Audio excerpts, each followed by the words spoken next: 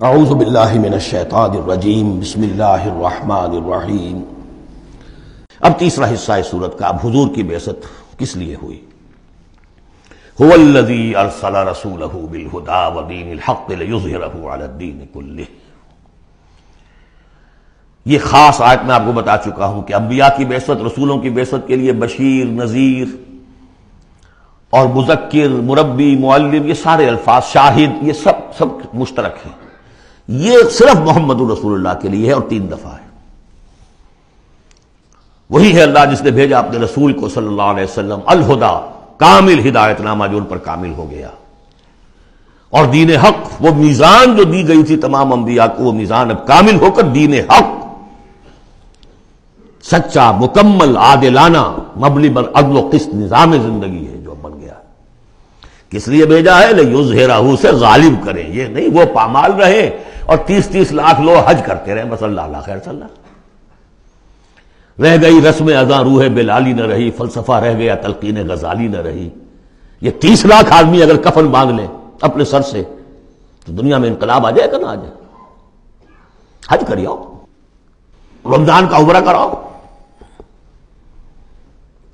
Rituals, نئے rituals, حرام سے کمائی کرو اور عمرے کرو۔ هو الذی ارسل رسولہ بالہدی ودین الحق لیظہرہ علی الدین کلہ ولو کرہ المشرکون۔ مشرکوں کو تو یہ پسند نہیں ہوگا۔ مشرک چاہیں گے توحید کا نظام قائم ہو جائے، اللہ کی حکومت پوری زندگی پہ قائم ہو جائے۔ اب مشرک کون ہے؟ مشرک صرف بت پرست نہیں ہے، سب سے بڑا مشرک وہ ہے جو کہ ہیومن ساورنٹی کا اعلان کر رہا ہے، وہ تو خدائی کا اعلان کر رہا ہے۔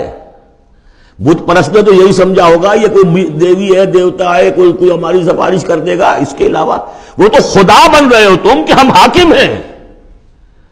یہ دعویٰ تو نمرودیت کا دعویٰ ہے، یہ دعویٰ تو فرعونیت کا دعویٰ ہے۔ حاکم ہم ہیں۔ الیس لی ملک مصر وہذہ الانہار تجری من تحتی۔ فرق یہ ہے کہ وہ ایک شخص ہوتا تھا، اب پوری قوم ہے، بس اور کچھ بھی نہیں۔ وہ کبھی پسند نہیں کر سکتے۔ تصادم ہونا ناگزیر ہے، جہاد کرنا پڑے گا، کشمکش کرنی پڑے گی۔ اب وہ کون کریں گے؟ جو اللہ کو ماننے کا دعویٰ کرے اور رسول کو ماننے کا دعویٰ کرے۔ اگلی آیت پڑھ لیجئے، یا ایھا الذین آمنوا هل ادلکم علی تجارۃ تنجیکم من عذاب الیم۔ اے ایمان کے دعوے دارو، کیا میں تمہیں بتاؤں وہ تجارت جو تمہیں دردناک عذاب سے چھٹکارا دلا دے؟ تؤمنون باللہ ورسولہ وتجاہدون فی سبیل اللہ باموالکم وانفسکم۔ ایمان لاؤ اللہ پر جیسے کہ ایمان لانے کا حق ہے۔ سورہ نساء میں بھی پڑھ چکے ہیں ہم، یا ایھا الذین آمنوا آمنوا باللہ ورسولہ والکتاب الذی نزل علی رسولہ۔ سورہ حجرات میں ڈیفینیشن مومن کی یہی ہے، انما المؤمنون الذین آمنوا باللہ ورسولہ ثم لم یرتابوا وجاہدوا باموالہم وانفسہم فی سبیل اللہ۔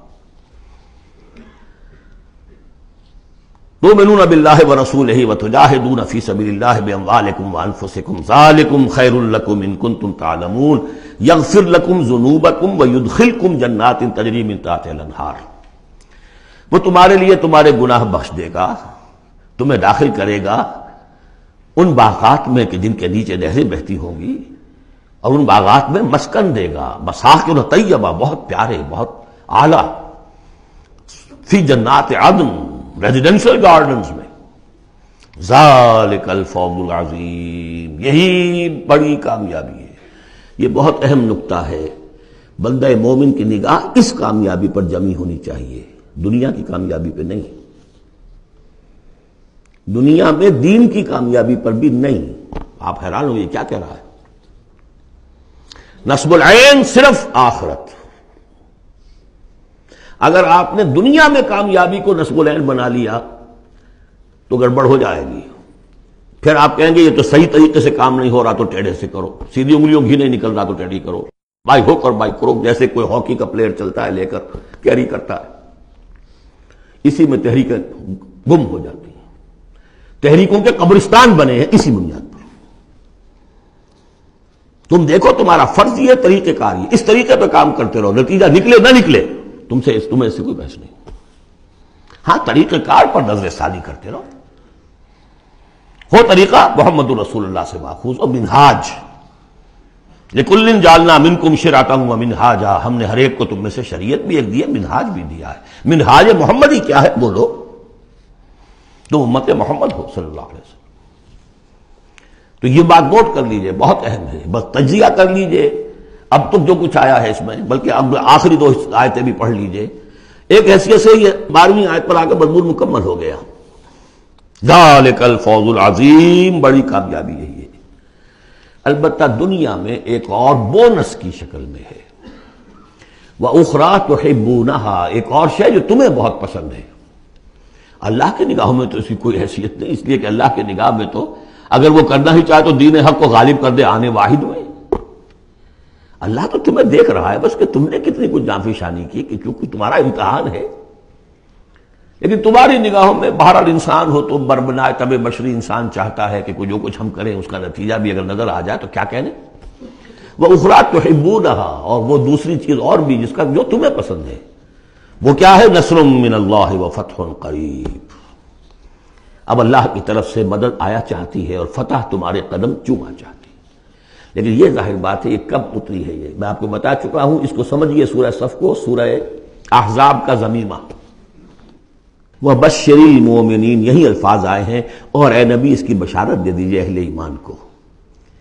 قول میں حضور کا آپ کو سنا چکا ہوں، آپ نے فرما دیا تھا غزوہ احزاب کے بعد، لن تغزوکم قریش بعد عامکم ھذا، اے مسلمانوں اب اس سال کے بعد قریش تم پر چڑھ کر نہیں آ سکتے، ایگزاسٹ ہو چکے ہیں۔ ولکنکم تغزونہم، اب تمہاری طرف سے انیشیٹو ہوگا، اور وہ انیشیٹو تھا کہ جو عمرے کے سفر کی نیت سے آپ نے کیا، صلح حدیبیہ ہو گئی، اور انا فتحنا لک فتحا مبینا کی آیت اتر گئی۔